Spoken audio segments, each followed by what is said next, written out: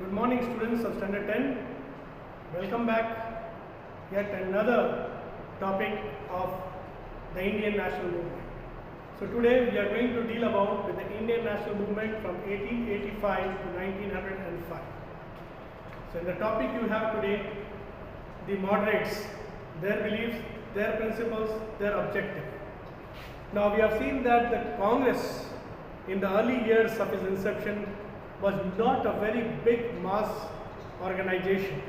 It only looked after the social, economical of the people and tried to solve the problem of caste, prejudices, economic problems, exploitation of women, and the backwardness of Indian agriculture and so on. But many prominent leaders who dominated the Congress from 1885 to 1905 like Firoz Shah Mehta, Dadabhai Naoroji, Surendranath Banerjee, W.C. Banerjee, Badruddin Tyabji, these were the people who dominated the Indian politics from 1885 to 1905. So they were moderates. They were called moderates because they believe in liberalism and moderate politics. So therefore, they believed in liberalism and moderate politics. So they were much not concerned with the attainment of freedom, but they wanted to see the real cause of India's problem not lay in the political issue but on the economic and social front. So they wanted to solve the economic backwardness of India in social, economical and political field. Since these moderates, they believed in liberalism and constitutionalism, they did not use violent methods, but they believed in peaceful method of settling their issues step by step or through gradual reforms. That is why they are called moderates, because they believed in moderate politics. The moderates, they enjoyed certain privileges because of their educational background. So they had hardly visited any people in the village or came in contact with the masses, and so they knew nothing about that, but they believed that the real cause of India's problem is not the British rule but the economic and social backwardness of the country. So their main interest was to resolve or to solve the social and economic problem that India contains. That's why many of the historians describe these moderates as political dementia. That means they are mendency. That means they are not concerned with the rights because they never use violent methods. They use peaceful method and gradual reforms to get their goals. And so therefore many historians believe that freedom was a distant goal, but to achieve freedom within the British regime was their ultimate aim. So now we'll deal about what are the different principles that were guided by the moderates, or what were the belief of the moderates. Let us take a view of the principle of the moderates. So the moderates, they had certain beliefs or certain principles that they were guided by. The first is belief in gradual reforms. That means the moderates, they believe in gradual reform. That means step by step or through liberalism, not by sudden violent methods. So they believed in gradual reform. That means they wanted the extension of the British government's legislative council, certain economic and civil liberties to the people, but through gradual reforms, by step, not by violent means. Clear? Secondly, they believe in peaceful and constitutional methods. So the moderates, they generally believed in peaceful and constitutional method. They did not want to take the violent method, or neither they wanted to come in conflict with the British. So therefore they believe in peaceful methods of settling their issues and through constitutional norms, not through violent or unconstitutional norms. Therefore, they placed their grievances to the British through prayers, through petition, through deputation and through resolution, so that the British could read or reconsider their pleas and grant them a responsible government. So therefore, their belief was through peaceful and constitutional methods. Thirdly, faith in the British sense of justice and fair play. So the moderates, they believed the British sense of justice and fair play because they thought that the British were fair, just, they loved liberty, and this they will not deny to the Indians. Therefore, they believed in the British sense of justice and fair play. Fourth is British rule as a blessing. So many moderates, they believed that the British connection was in the good for the India, because the British have given India a progressive civilization. That means the progress would only be possible with the British, and so therefore they regarded the British rule in India as a blessing, because they believed that the progress in India will only be possible under the British government. Therefore, they had full admiration for the British rule in India. Finally, the British connection in the interest of India.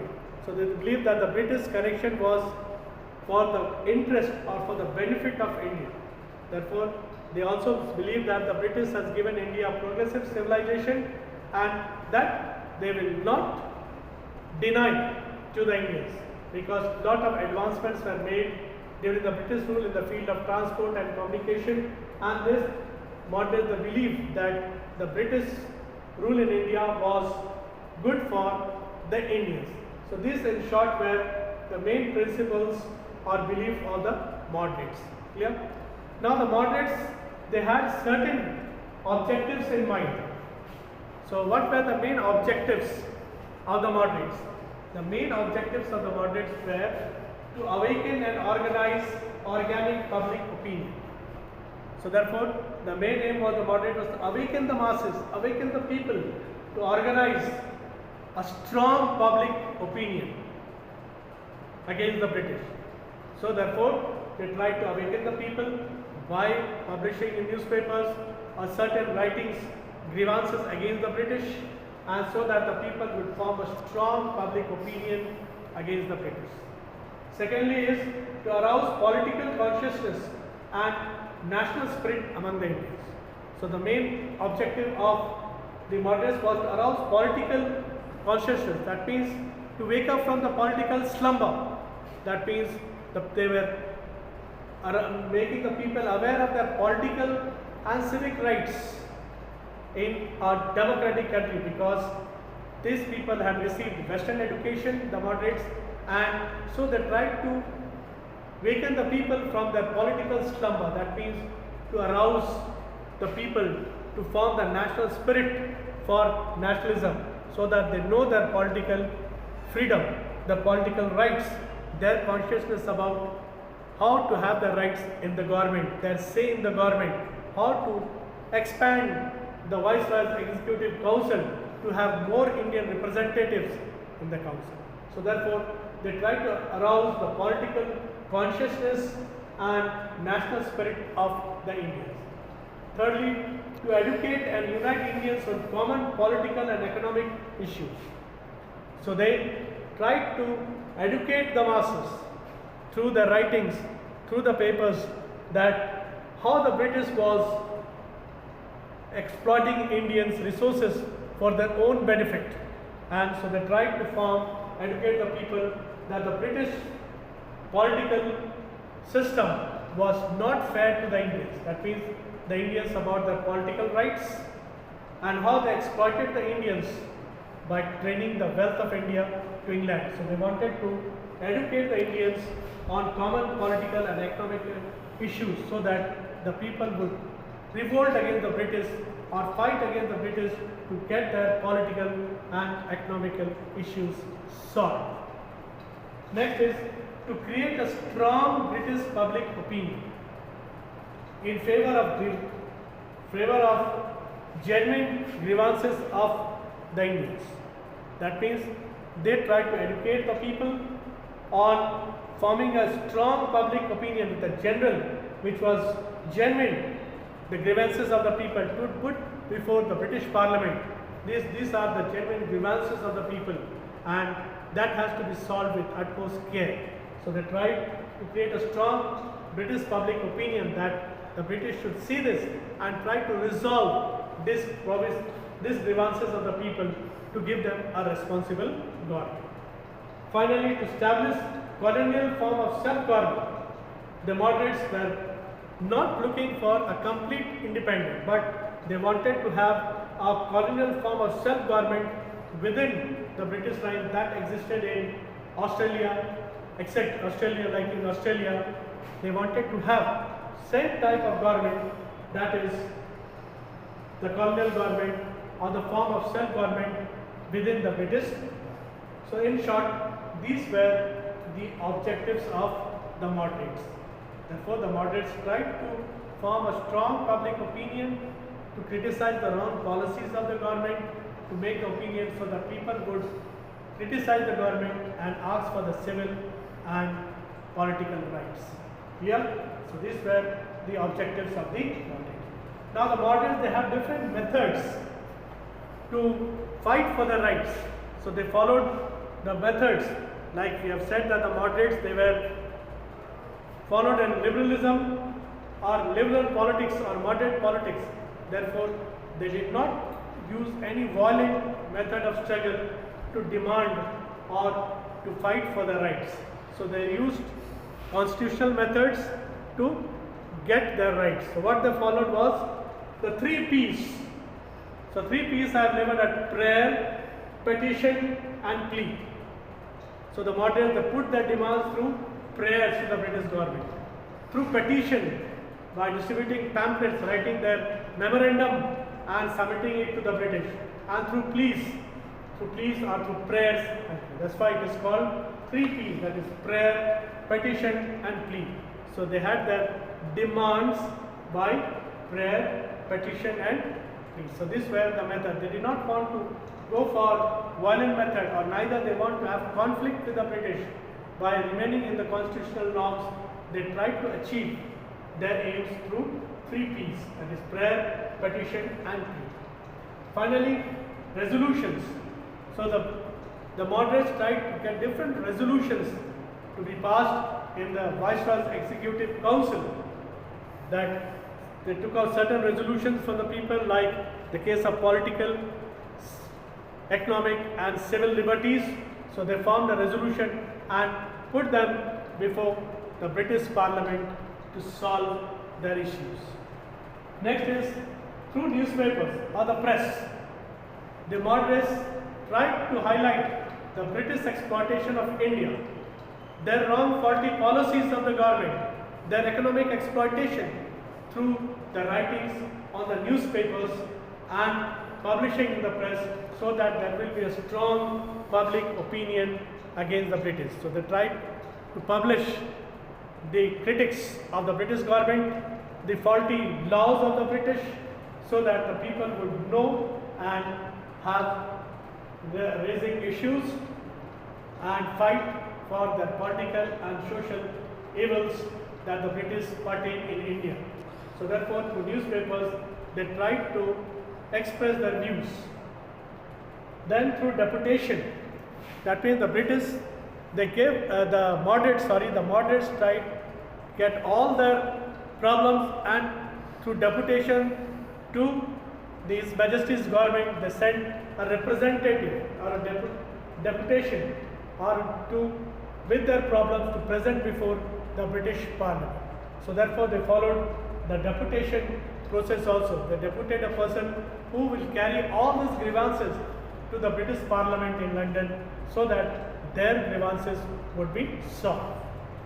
Finally, by raising issues on Imperial Legislative Council. So therefore, the moderates tries to raise their political issues, their grievances in the Imperial Legislative Council of the British. Therefore, the British would read these issues and reconsider the petitions or the resolutions that the moderates passed. And therefore, these were in short the methods that were advocated by the moderates.